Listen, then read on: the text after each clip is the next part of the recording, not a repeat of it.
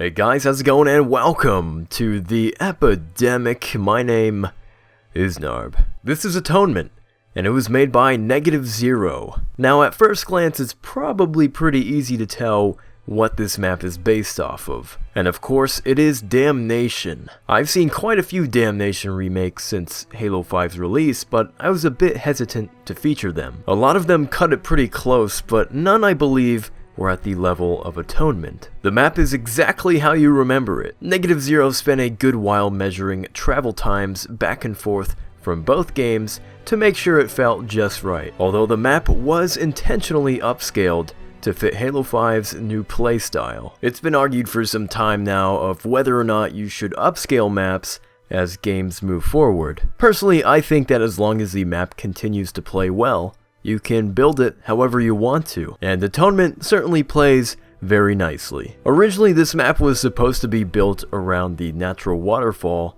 on Alpine, but it just wasn't working out the way Zero wanted it to be. So instead, there are some pipes down by active camo that seem to be leaking a great deal of radioactive sludge. I think it looks really good and definitely adds a lot of character to the map.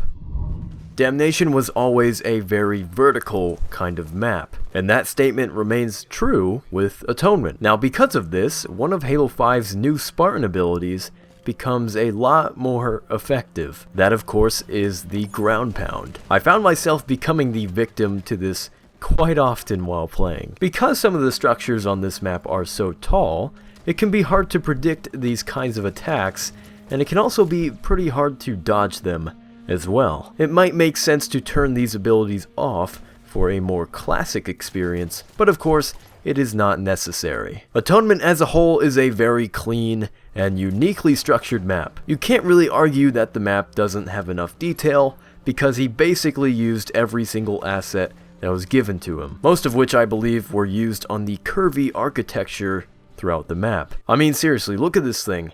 It took like at least 10 pieces to make this correctly. If you guys are in the looks for adding another classic map to your bookmarks, then be sure to give this one a download. -0 did yet another fantastic job, and yeah, that's pretty much it. Remember to submit your own things to us by our email, and maybe like the video if you enjoyed it. Subscribing would also be a nice thing to do as well. Just putting that out there. But anyways, thank you guys so much for watching, and I'll be seeing you in the near future.